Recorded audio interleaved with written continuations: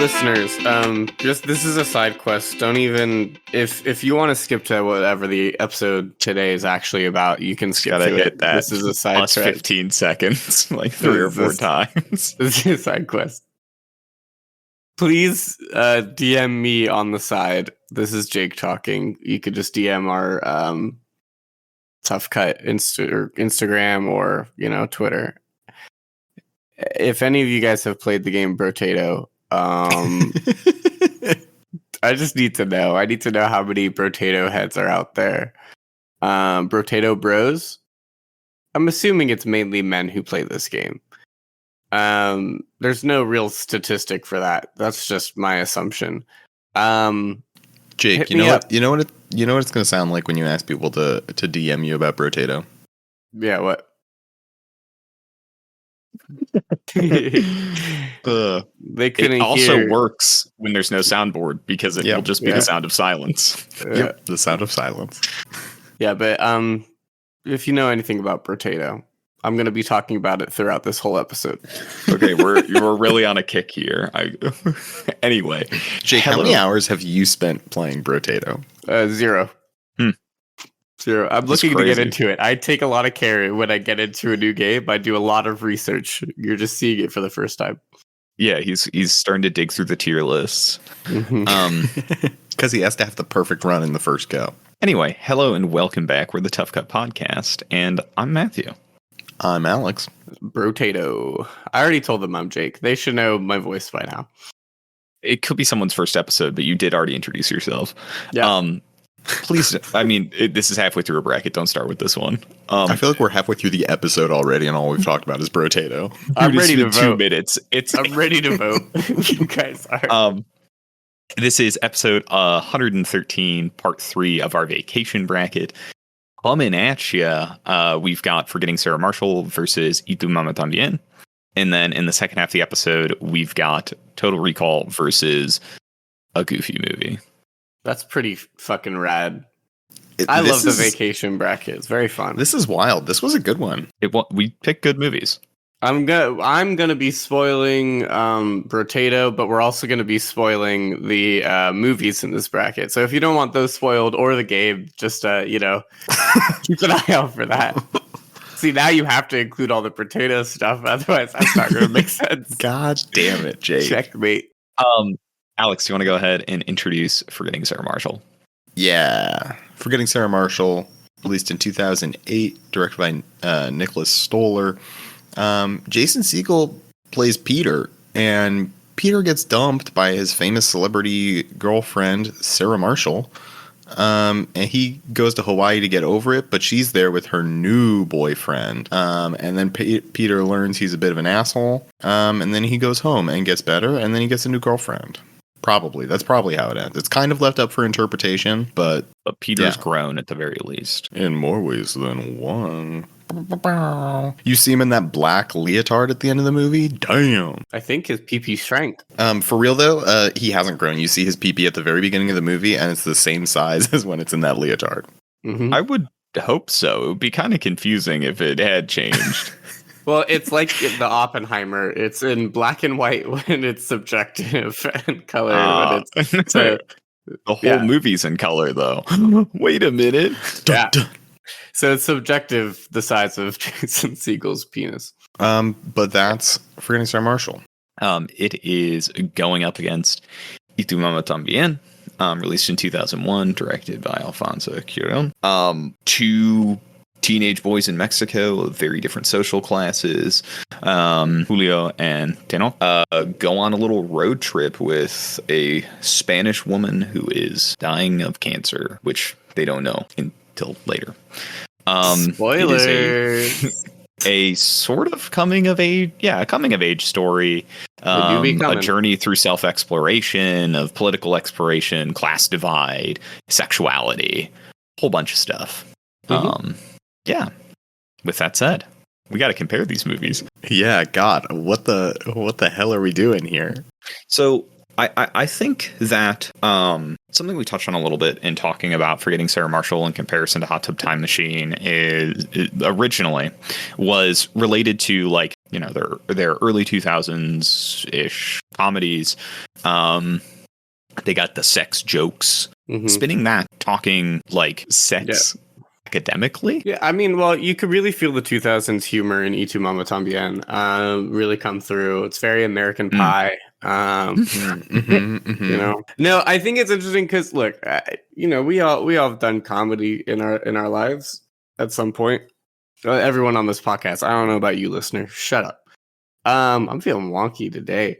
I like to imagine, as you said, that there's been a dedicated listener who participates in the conversation as if they're the fourth person, using the gaps as like, oh, this is the time for my perfect point. And it's like, oh, Alex keeps interrupting me, but you just told them to shut up, so they're going to stop listening. I know Forgetting Sarah Marshall is just a silly comedy, but we did give it credit before in our comparison for like being, it is trying to say some things, especially like about breakups and also like about sex and desire and stuff. Like obviously sexual comedies, whenever they come up, it's really about like the raunchy side of things or whatever. But I think, there's some merit to be said about, the ludicrousness of getting cheated on, having sex with like a rock star, him singing a song inside of you. I bet if those boys would sing that song, they would have gotten laid, even more. I just think that there's something good about Forgetting Sarah Marshall's whatever message when it comes to desire and sex that isn't fully just like raunchy, let's have sex and go crazy. That's what I was trying to get at, is that like I wanted to try and talk through some of the points that Forgetting Sarah Marshall is making in like a, because we talked about it a little bit, like it is a movie that has things to say. It is not just a raunchy sex comedy. Like Hot Tub Time Machine is a little closer to just, it has fewer things to say on the subject. Regardless, though, that's essentially what I wanted to get at. I wasn't trying to say Forgetting Sarah Marshall is just a raunchy sex comedy. Oh, I was agreeing with you. Thank you. Like getting into it, what I really like about Forgetting Sarah Marshall is the way that it presents these different perspectives on like sex and relationships and that kind of thing. Like, God, what's the rock star? What's his name? Aldous Snow. Like he's never like deceitful, right? Like he is upfront with who he is and what he believes. And I feel like it's very interesting the way that he puts up this front of being this like enlightened, like a rock star, like living free and all this stuff. But then he's also so petty when he and Sarah Marshall break up. Like him talking about like how shitty her career is and like calling her a bad actor and all this stuff. I just think it's like very fascinating the way this movie presents these characters in a way where like at the beginning of the movie, they're very archetypical, right? Like he's classic rock star, like free spirit, like all this stuff. She's like celebrity, like you see like all her acting things. Peter is like very sad boy. And then it like slowly twists and warps them to make them like fully realized people. I just think the movie does a really good job with like really digging in and trying to make them seem like real people with real problems. Where, Tu Mama Tambien, fake as hell. Yeah. Hey, that's what I'm saying. No. I mean, Tu Mama Tambien does like a really good job with it too. Yeah, I mean, I think so as well. It's so funny how we're like, this is so funny to see in real time how we're kind of, really getting into the detail of like Forgetting Sarah Marshall and like kind of bending over backwards to talk about it. And then Tu Mama Tambien, we're just like, yeah, it did that. I mean, we spent a lot more time though last time talking about these movies digging into the quality of the characters and representation that Tu Mama Tambien does. Like we talked a lot about like the metaphor in it and the historical side of it. Like we talked a lot about that. We didn't get into that as much because we were talking about, the genre of Forgetting Sarah Marshall. I don't think there is a lack of things to say about Tu Mama Tambien. I think it's a fantastic movie. I think that there is like layers upon layers of analysis that can be done. Like it cannot be shortchanged, like how important it is that one of the biggest movies in Mexico depicted a ostensibly homosexual romance, or exploration. Like homosexuality, especially in the early 2000s in Mexico, is not something that really jibed with the public. Yeah. So like 100%. there is a lot of like important representational stuff that's going on, not just in a political sphere, but I mean, life is inherently political, but like the social sphere, the socio-political sphere, I think it's an important movie.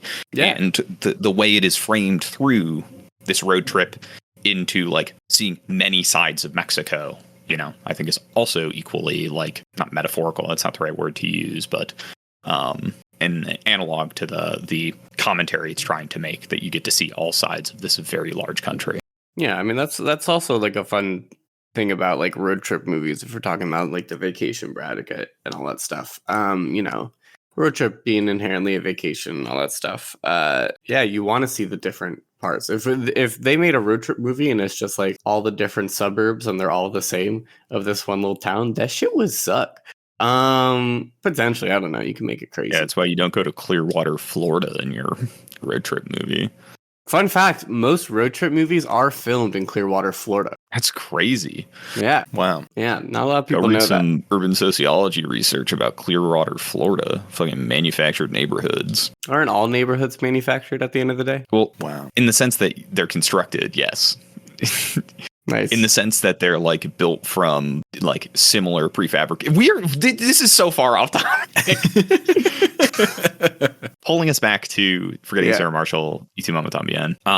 Talking about how they utilize their. So actually taking a step back, defining how we want to approach what it means to be a vacation movie, I think is really important in this discussion. And also, I guess, our next one. Like, is a vacation movie a movie that like what aspects of vacation do you want to see in a vacation movie? Sex. Well, we've got that covered in just about all of these. Well, these movies got it covered. Yeah, these movies got it covered. Got any more thoughts than that? I talk a lot during these. I'm giving Alex a time to shine. I really think he's going to nail it. Thanks, Jake. I appreciate it. I think, like, for me, what's important in a vacation movie, I feel like a lot of it is that it is exploring the meaning of a vacation. Like, I feel like that's an important context of it, that a lot of movies have vacations in them, but I don't necessarily think of them as vacation movies. I feel like both of these movies offer some sort of analysis of like, why are we going on vacation? Like, or it offers an interesting perspective of like, why are we going on vacation? In Tu Mama Tambien, oh my God, I can't remember the character's name. The woman with cancer who is like going on this vacation. Her husband was cheating on. Yeah, Louisa. Her husband was cheating on her. She is like dying, looking for an escape. I think that's a very fascinating perspective to have going on vacation. I think similarly, we get multiple perspectives of vacation on in Forgetting Sarah Marshall. It's exploring, Peter looking for an escape from his sadness. We've got, rich celebrities just looking for a getaway. We've got all the like hotel staff, I think, is a very interesting thing. Reminds me a lot of White Lotus, if you guys have watched that show recently. No. You haven't seen White Lotus? Nah, it escaped past me. It's pretty good. But I think what I like about Forgetting Sarah Marshall is it offers a lot of perspectives on like these people who go on vacations, like go to Hawaii, visit all this stuff. It's like, ooh, I'm in Hawaii, and then they just leave, and like, what about the people who are left behind, or the like indigenous people of Hawaii? I don't think Sarah Marshall digs super deep into that, but I do think it presents it a little bit. You've got like the hotel staff, you've got like characters who give that perspective, which I really appreciate in this movie. I think Tu Mama Tambien does that as well. Yeah, I agree. Especially like through this like consistent frame of like socio-political climate, like Louisa gets to experience what is like pseudo paradise to end out her days, but there is also like this reeling fact that the, utopic experience of this beautiful nature is going to be destroyed by corporate greed. Like, it is a fact of life that the vacation she has will not be had by people in the future. Like, we have to live with that fact. Yeah, sure. Mm-hmm. I think the idea of escape for vacations is just so funny to me. Whenever like I book a vacation, I guess it is for like a break and escape, but it's really like for any kind of tension in these movies. They're trying to craft a story. Like, people are trying to like run away from something. Which I think is really interesting, and what it's trying to say about how successful it is to run away from something that you live with, that is a lived with thing, is interesting. Like we kind of talked about it also when we talked about like The One I Love as well, and a Goofy movie, funnily enough. But it's just like, how effective is a vacation in solving your problems? What is it the vacation that solves the problems, or do you just need to be far removed from something that solves the problems? Or does it just stress that you need to go back to where you're from and then solve your problems? Well, what I love about that is that like both of these movies come to this perspective of like a vacation can't solve your problems, right? Peter doesn't get better until he goes home, and in Tu Mama Tambien, they have this experience, and then, their friendship falls apart, right? Like, I think it's really fascinating that both these movies come to this conclusion that, like, a vacation, at the end of the day, like, isn't real life, and it doesn't, it can change you. On. Yeah, it can change you, but it can't sustain you. So vacations don't mean shit. There's this piece of, like, we talked about it with Freighting Sarah Marshall, that it isn't so much the vacation itself. It's like life still goes on, and you have to keep working towards things. You have to keep going. There's this like inexorability that I think comes into Tu Mama Tambien, in the sense that like Luisa's escape is always going to be futile because she's always going to die. Mm-hmm. So I really like the point. Well, no, I'm not. Yeah, but I really like the point that, Peter, it is not like the vacation is like plants the seeds, and he changes as it, like, by continuing to put in work after it.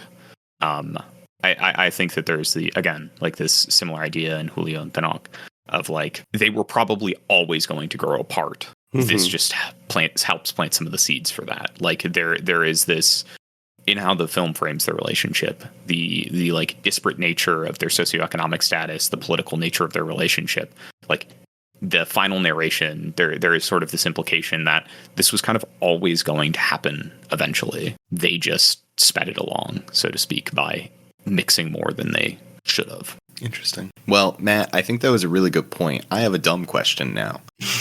Do you guys think if all this snow had shown up in Mexico, he could have saved Luisa's life? Walk me through that one. Really, really good experimental sex. Do you think that's anything? Is that anything? Honestly, a pivot building off it. Unless you have something to say, Jake. No. A pivot building off that.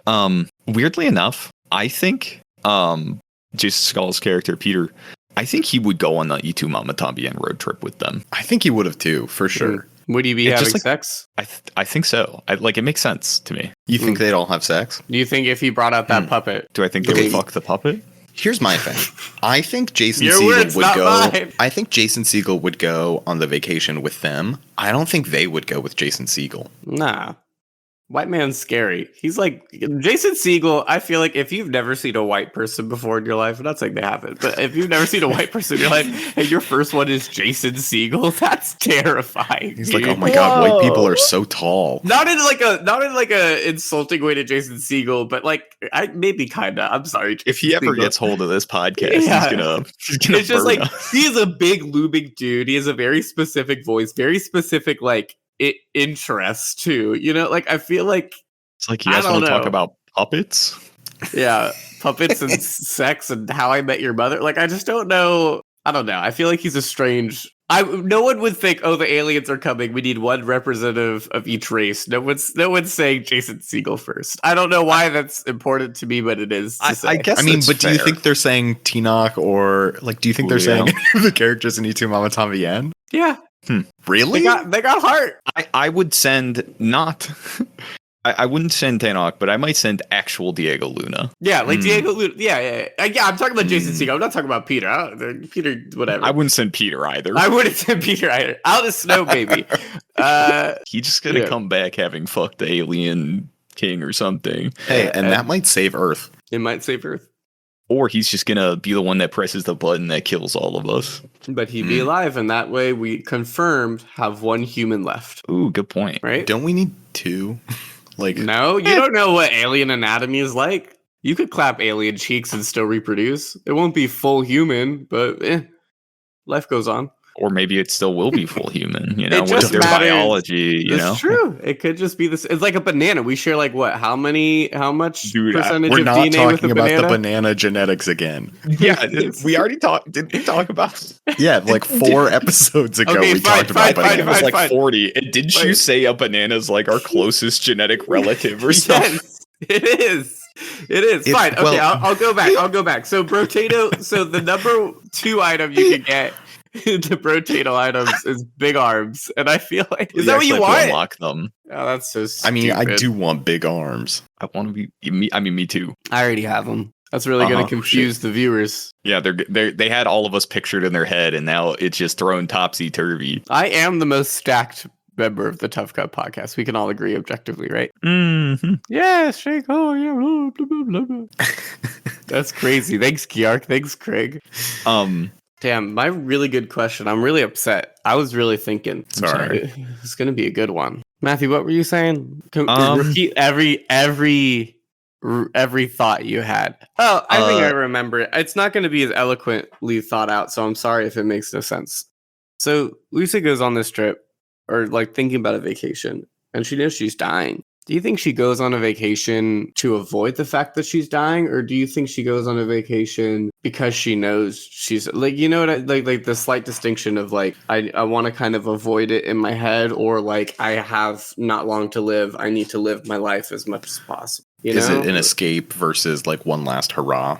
Yeah. So I think it's actually a really interesting question when it comes to Louisa, because so one of the things I think is really interesting about this movie is they don't reveal the fact that, like, it's implied via these strange conversations she's having, references to a doctor, that like there's some kind of medical problem. Tanaka and Julio don't know this, but the viewer can start to put the pieces together. The film is very particular about how it presents her, especially when she's alone. That makes me think that this is more about, it's not even like fully escaping, but I don't think it's this one last hurrah idea. Yeah, I agree. Like she knows what's going to happen. She knows where it leads. And it's almost like she doesn't want to be like hurt anymore, or doesn't want to hurt anyone. I think what's interesting about it too, like, so we see her and we get much more detail about like her husband cheating on her, right? I feel like, and I probably would have to watch it again knowing all of the information, but I almost feel like her heartbreak and sadness and like all the times we see her crying during the vacation are because of her medical diagnosis rather than her husband, because we see her like talk about her husband with them, and it's sad, but it's not like the same sadness versus like when they like split off and she's alone in her hotel room sobbing. Like that's a very different emotional response. Well, not get too dark, but like if you know you're gonna die and you just had look, it's lovely to love somebody, it's lovely to share your life with somebody. If that ends, like that wasn't your whole life in most cases, like it wasn't your whole life. And so when you know you're gonna die and something like this person just treated you terribly and cheated on you and all that stuff, you're gonna also be thinking of other things. Like it's not necessarily about the husband, but it's about like your childhood and what it meant to be alive and like other like factors. Like it's not one particular thing, at least in my opinion. Like I think of course, if you're going to die, you're not going to just think of your one relationship you had. The other thoughts are going to come up. Yeah. I mean, she even has like the extended conversation where she talks about her first love who died. Yeah. And like it clearly is still this point of pain. I think that I'm somewhere between your point, Alex. Like I do think some of it is there's this the prognosis looming over her is just like has this heavy emotional toll on her. But I do think there is a piece of it. She is also clearly sad about her husband for somewhat different reasons. And sort of what I'm getting at is like why she opts to just disappear rather than like dying with him. Or dying in a hospital or what have you. I also think like if you're dying, it gives like, I think people are irrational sometimes especially when they're like faced with great struggle, like she's dying. I'm sure her thought process is not like completely rational, like I'm sure one day she might be focusing on her husband. One day it might just be living in the moment. You know, I don't think the movie gives us a clear answer of she is going on this for this reason. You know, like I think some days it is this impulsive, like live my last day kind of thing, and I think sometimes it's escape. And when you like think to how she ends up agreeing to go with them, it's basically like she calls them the day of, after getting the voicemail from her husband. I can't 100% remember. Calls them the day of and is like, hey, are you guys still going on this trip? And they have to like throw together fake plans for the fake trip they pitched as essentially like a seductive lie. Yeah. In less than a day. You know, so like I definitely think that plays into it. I think it's a really nice point. Yeah, and I think because, you know, there's no question about Tu Mama Tambien's, like, as a film, like, that it's good. Our job as this podcast is to compare it within its theme. So it's about the vacation stuff, and that's kind of why I ask about, like, you know, the characters, like, what does the vacation do for them? And I think that's what Luis's is obviously like the most interesting. I think, in my opinion, like what the vacation is doing for her. The two boys, at least in the beginning, they trying to get laid. Obviously that changes, but yeah, I'm just trying to think in the realm of like what's the best vacation movie, and it's hard when we have the film, like, not discrediting the other films in this bracket, but Tu Mama Tambien is genuinely just like top to bottom, like a great film, in my opinion. Like, it's not like, you know, it's, you could poke holes in it, but like objectively, I feel like it is a great film. There are people who hate Forgetting Sarah Marshall, and they have every right to hate Forgetting Sarah Marshall. And so I'm trying to compare it with like what a vacation utilized, what is the best representation of a vacation, and how it's fitting our theme. And I just thought, you know, it's tough. Yeah, it's tough. I think, like you mentioned, Tu Mama Tambien is like a fantastic movie. It's very thoughtful and interesting. It does so much. The question is it more of a vacation movie than Forgetting Sarah Marshall, which I think in some ways it lends itself to being like it is. I think Forgetting Sarah Marshall is a surprising movie because in many ways it's like early 2000s like rompy comedy, right? That has a vacation in it, and the vacation is like the main conceit of it. But I think it does surprising things where it is a smarter movie than what you expect it to be, and it is smart in ways I feel like that highlight the vacation. So I don't know. I think it's really tough. And for me, like, I don't know, with these, I've never been someone who votes on the fact of like, I don't care if there's like more vacation. You know what I mean? Like, it's not about quantity. You know, in it, like, because I know on paper, if you want more vacation, I do feel like Forgetting Sarah Marshall like takes it. But I do think that the quality of like how they're using vacation in Tu Mama Tambien is also very strong. So it's like it's never just like, okay, which movie got more vacation? Because that's, I don't know, for me that's not a way to vote. With that said, we are at time. So as much as I would love to, so I'm ready to vote. I'm gonna vote for Forgetting Sarah Marshall. I think both of these movies do a lot with vacation, but I feel like I like the way that Forgetting Sarah Marshall talks about vacation, the way that the characters, I like the perspectives we get on vacation. I like the way it talks about vacation. And I, at the end of the day, like the message that it says about vacation and the way that it impacts the characters. So I'm voting for Forgetting Sarah Marshall. What you got, Matthew? I'm going to vote for Tu Mama Tambien. I think it is a remarkably nuanced film. I think its vacation setting is inextricably tied to what it has to say about the socio-political status of all of its characters, about Mexico itself, about, you know, the world of people that watched it live in. I think it's a smart movie. I think it's a vacation movie. Yeah. I'm voting for Tu Mama Tambien. Wow. And I refuse to explain until someone explains more about Brotato. All right, then we're never going to know. Next up. Alex, would you like to introduce a Goofy movie? Yeah, you could do that. You could go first.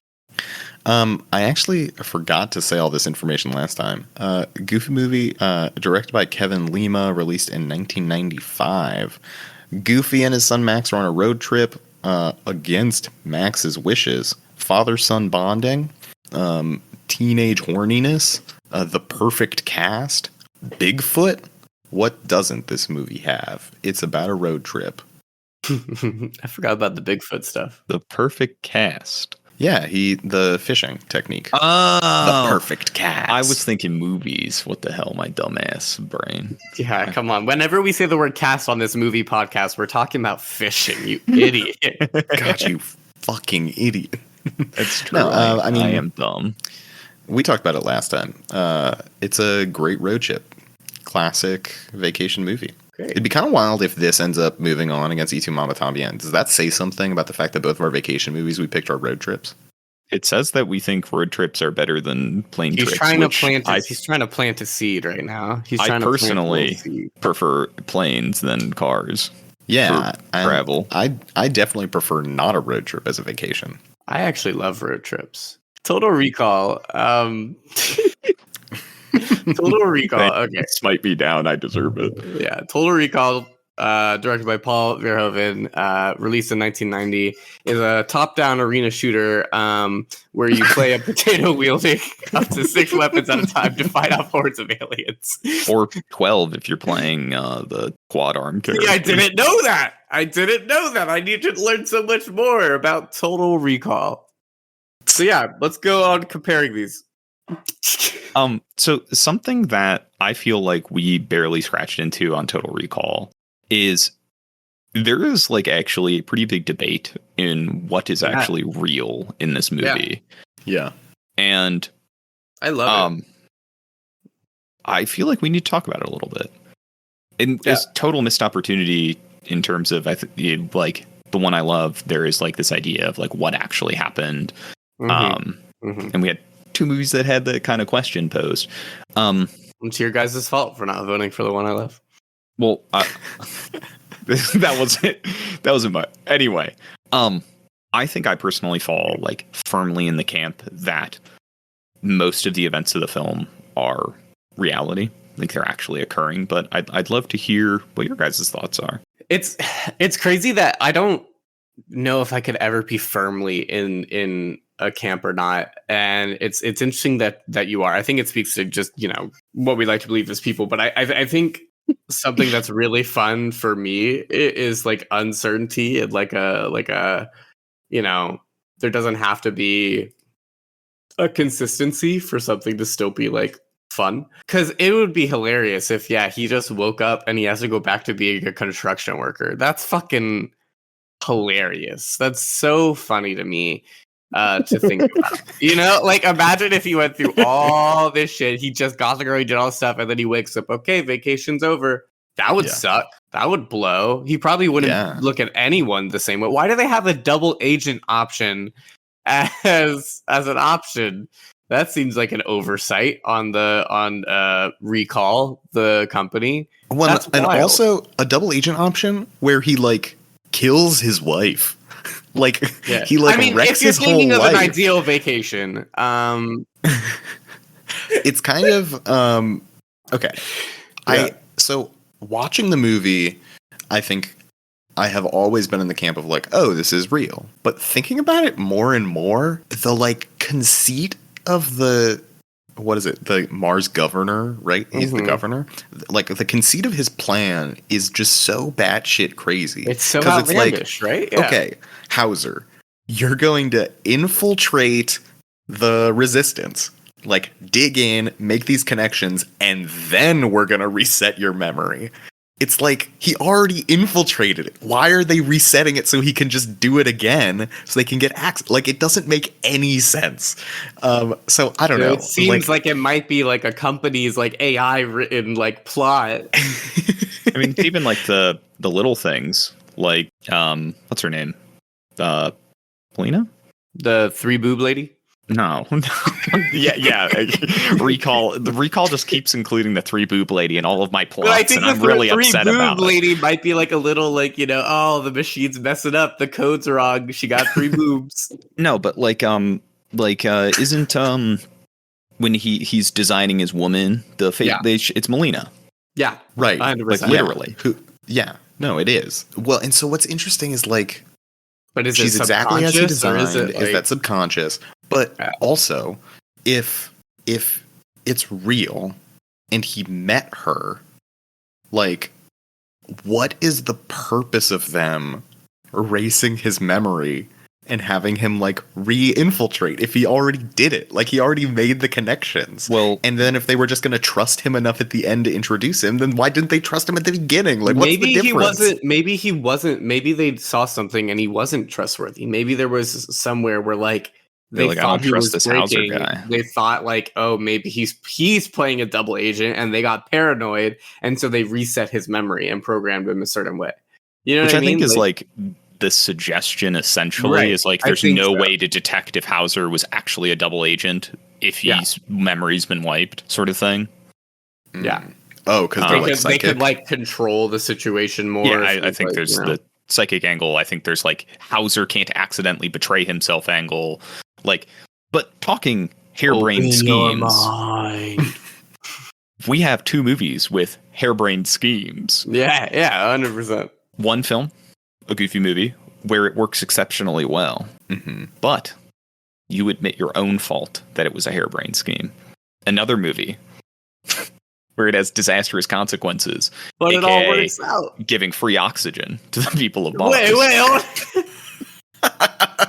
Manager Matthew coming back, Hey, wait a minute. trying to I'm Paul Verhoeven monetize coded. oxygen. I swear. I still believe that this is such a Matthew coded like evil plot. Like it's so funny. Like I know I've said it before, but it's such a Matthew like hilarious. Yeah, I lied to my middle school girlfriend and said I was going to be on stage at a concert. I swear. Yeah. Wait, Yeah, you which definitely plot do you didn't- think is me? I like to think middle school Matthew lied and was like, I control the Earth's oxygen supply. You have to give me $5 if you want to breathe today.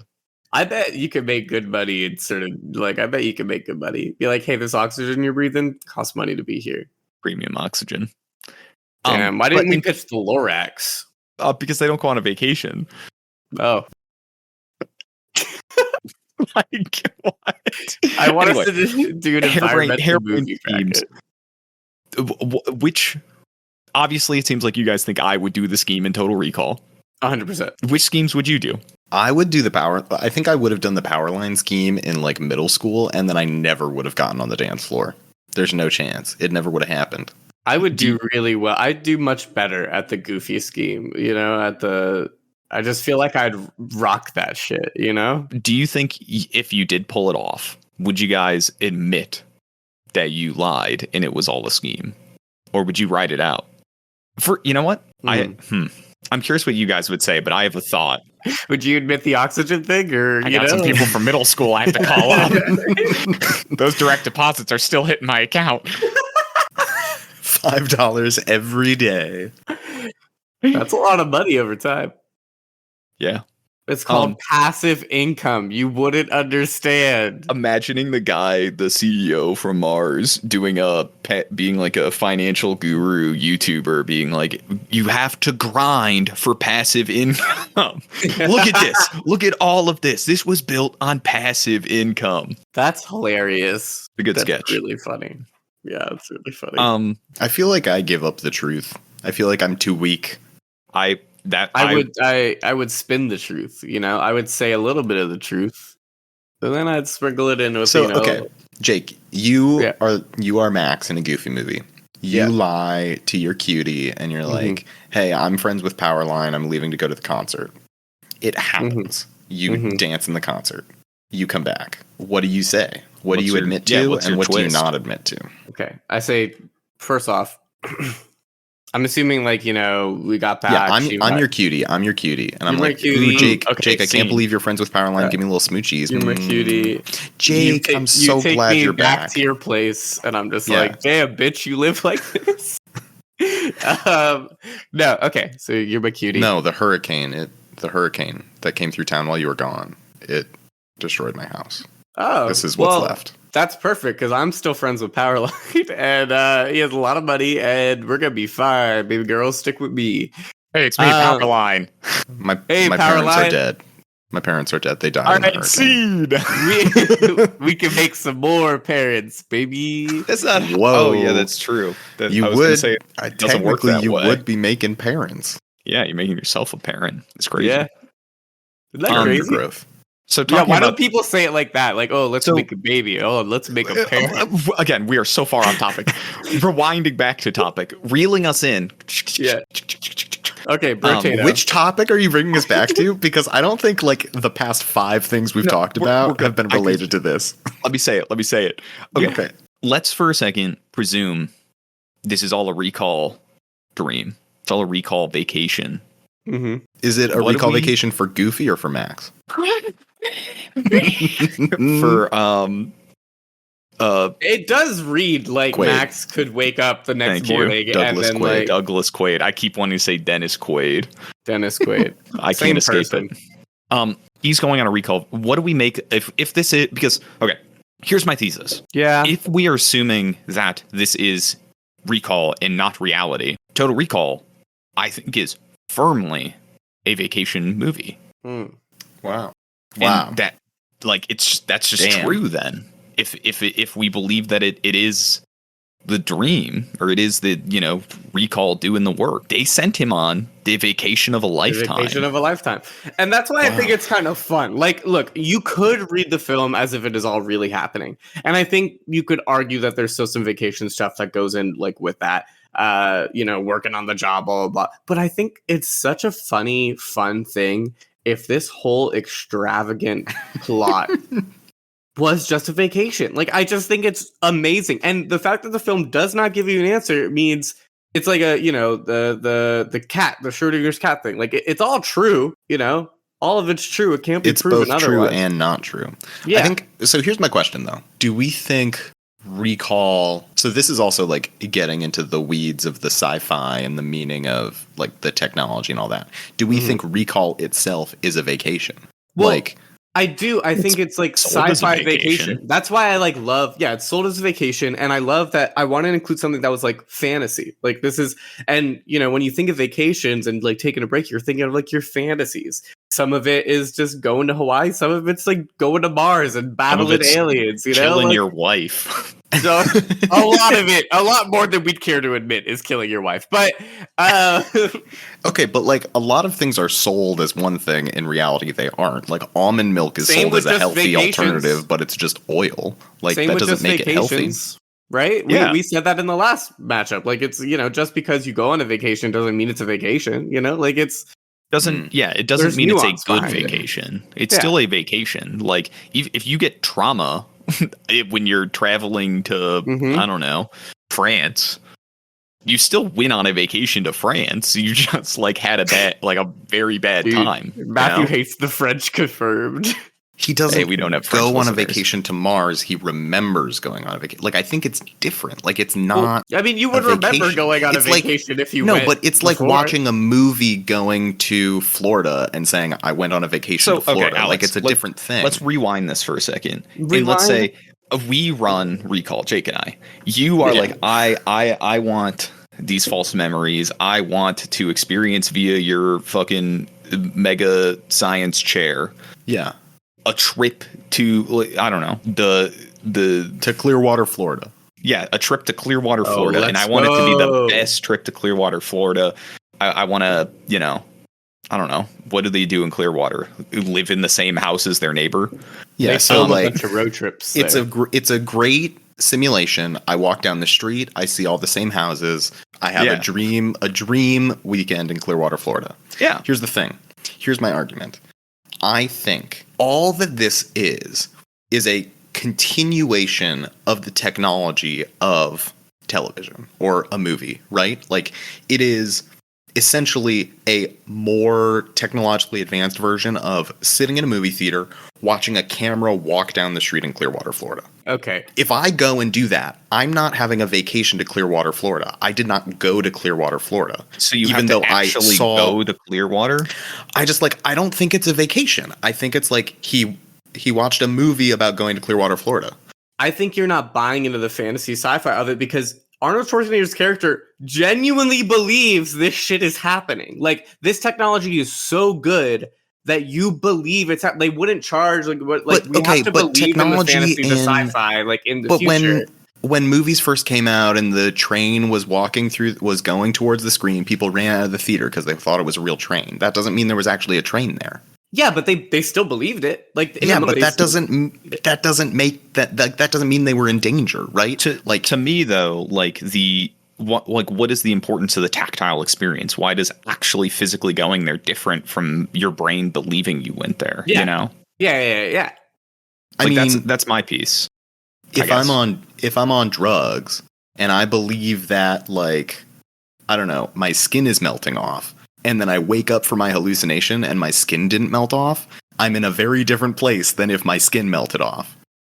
Yeah, but like if you still believe your skin melted off when it's happening, you're like, oh my God, my skin is melting. Just like when you're in your recall trip to Clearwater, Florida, you're like, oh my God, I'm in Clearwater, Florida. You know? Yeah, but when it's done, I wasn't in Clearwater, but it Florida. places as a memory. Like, it's not saying it's in real time. Like, he doesn't wake up from Mars and be like, oh, how did I get from Mars to recall? He's like, oh no, that was nice remembering. Well, except in this specific case, his wife would not be dead. Like, it's a very, like, I think in a normal recall, if it was like, oh, I went on a normal vacation, fine. But in this specific case, his, like, wife is dead, like, all this stuff. If he wakes up and he's a construction worker again and his wife is alive, that's a very different You do not thing. know the amount of service that recall puts in. They could have killed his wife.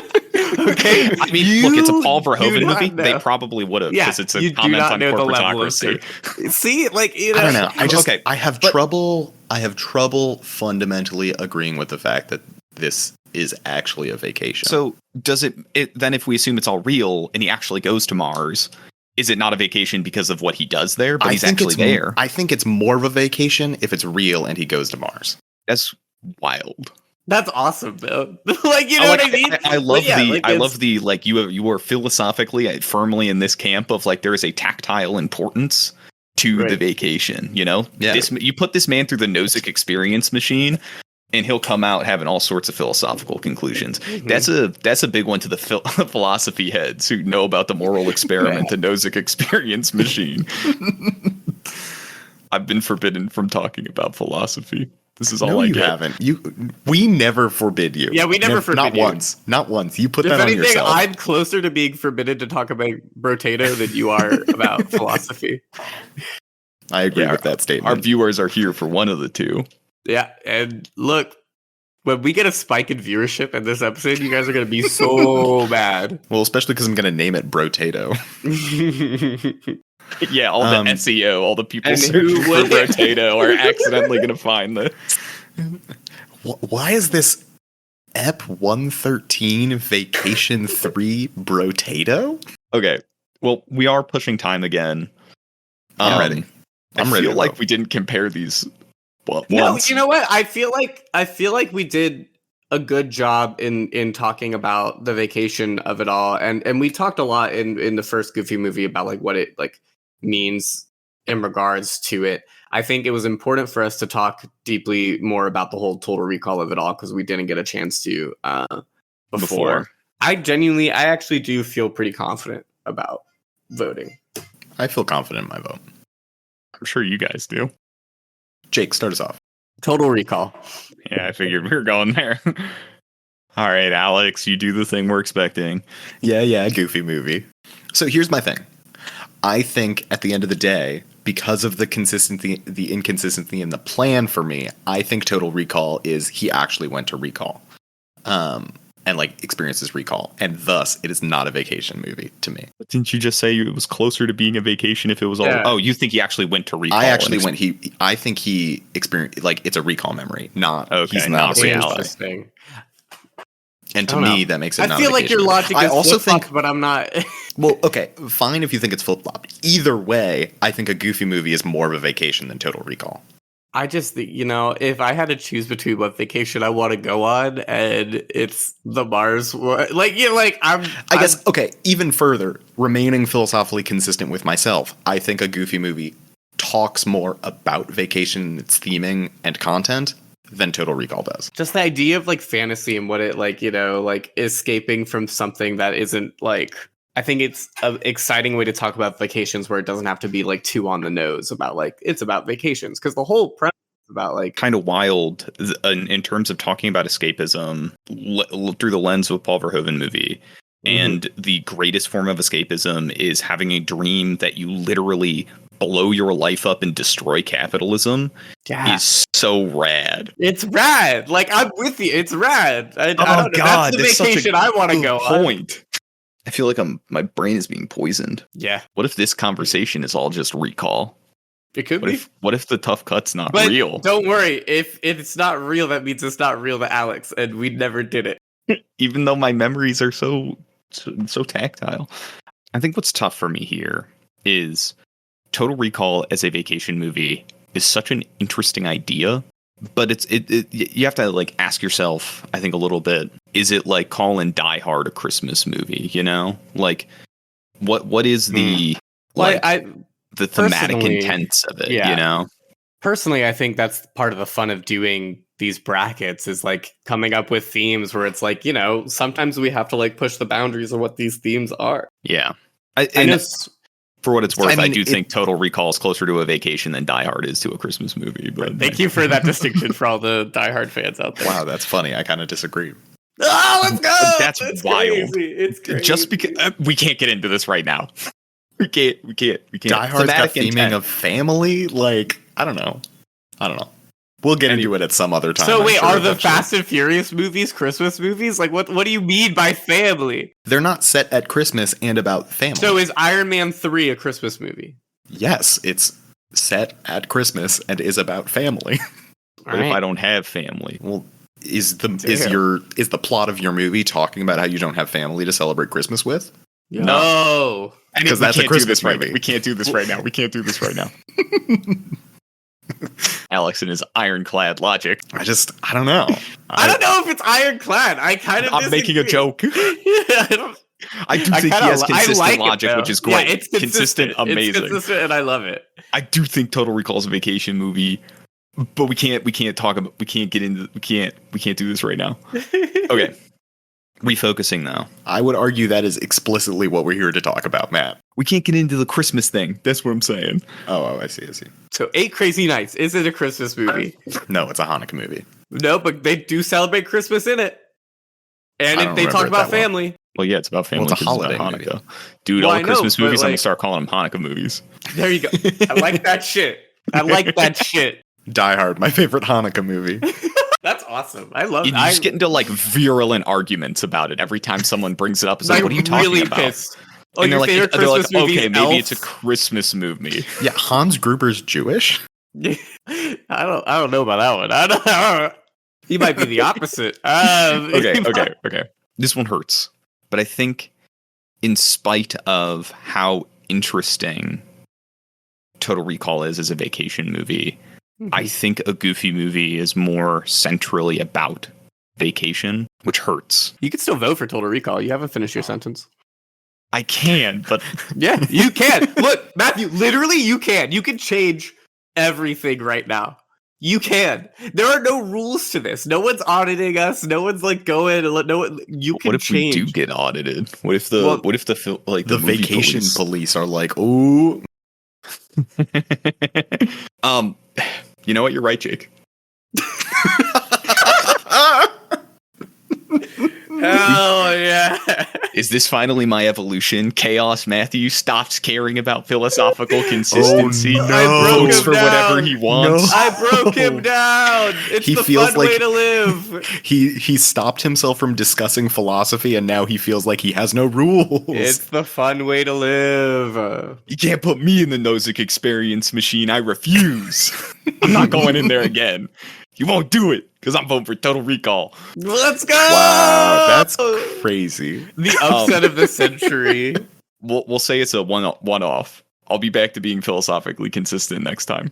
No, I kind of like the idea of Chaos Matthew. I'll break. I don't know. I don't know what would happen if Matthew was chaotic. Look, I chaos voted as well. We're all chaos. Jake, voting. but you're always chaos voting.